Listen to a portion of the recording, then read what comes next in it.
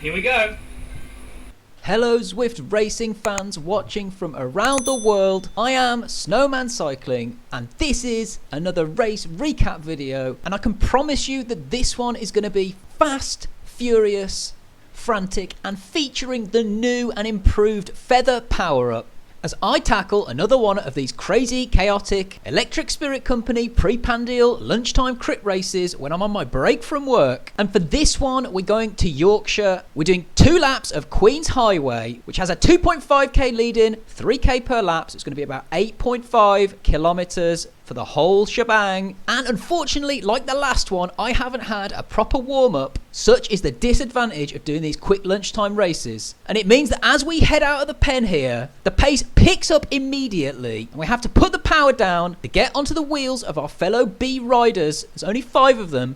As they make their way through the pack and try to get onto the wheels of those A riders up ahead. Quite a few A riders. There's 20 riders in total in this field. But interestingly, that frantic start has seen us lose over half of them. I think we're down to 9 in the front pack. One of those riders who was just off the back about 15-20 metres behind me, the Swedish rider, Phil Humber, actually had the highest watts per kilo of everybody in the whole race at 4.7 watts per kilo, but he never got close to the group. In fact, he only got further away, which just shows you how important being in the draft is, even if you're doing bigger numbers than those riders in the draft. It's just that washing machine effect of people coming to the front and putting down power means that they don't have to be doing a high average power. The group is just going faster and doing more power than that rider behind. So him and those other riders behind, unfortunately, didn't make the split after that frantic start, and they'll never see the front of this race again. As we've said before, that's why you have to go all in at the start to make sure you're at the front, even if it means you're basically emptying the tank, because otherwise you're never going to get near the front again. And after that little hectic start, things die down a little bit here. We're still having to put in bursts of power on these inclines. People take the opportunity to put in little digs to try and thin the field, but the truth is that in this sort of course, there's not really enough of an incline once you've got a group like this of similarly abilited riders to get rid of them, which means anybody that's putting in big power on the front here is probably just wasting their own energy.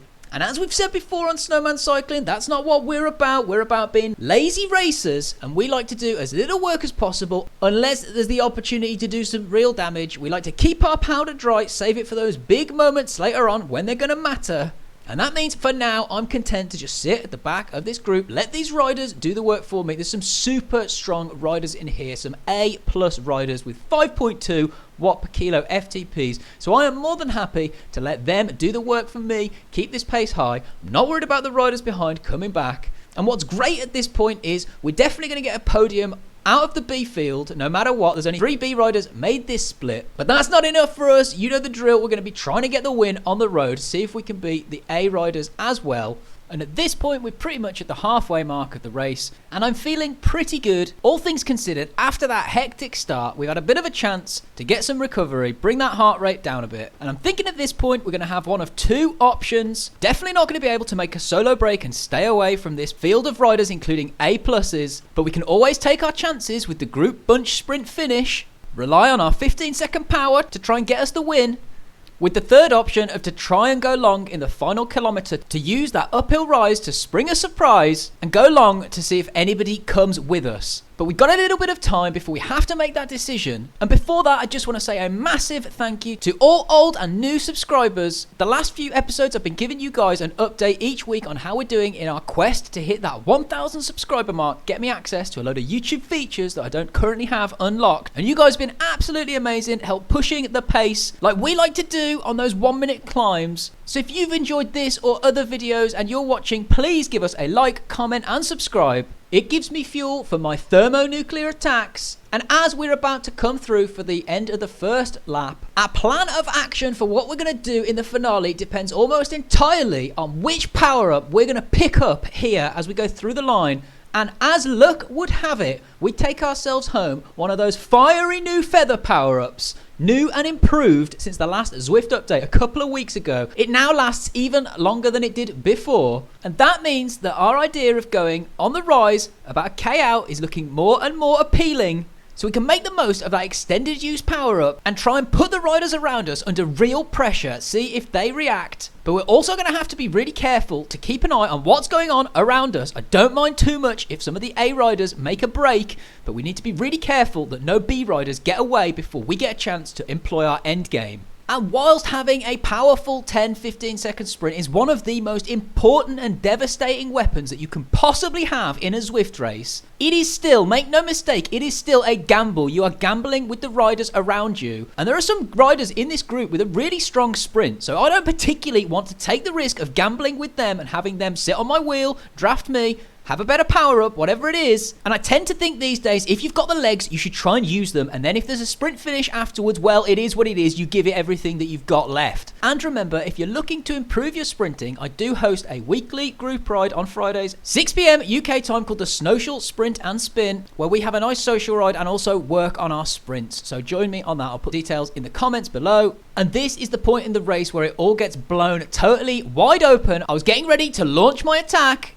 but I was clearly not the only one that had that idea, as the two A riders up ahead launch a huge attack and get a break from the front of the group. I noticed that the riders around me, the B riders, are beginning to react, so this is it. We deploy our new and improved feather power up and hit them with everything we've got, a thermonuclear attack to try and bridge up to the riders ahead and keep the riders behind off our wheel. And the A plus rider Mugridge is dangling just ahead, a carrot for me to bridge up to, who I'm thinking maybe I can work with. Come on, Mugridge.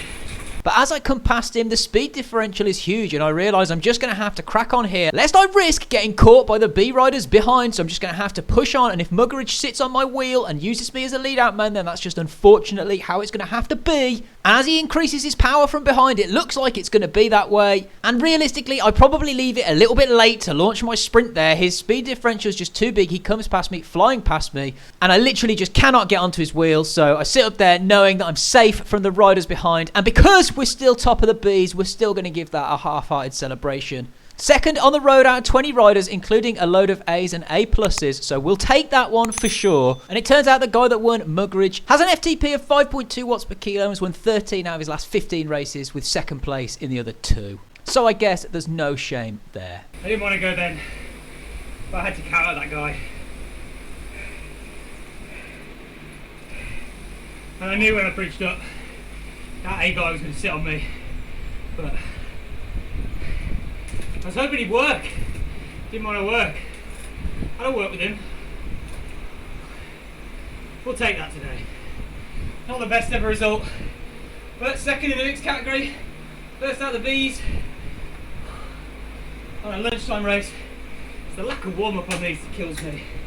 Straight on the bike, straight into a race, your heart rate just goes.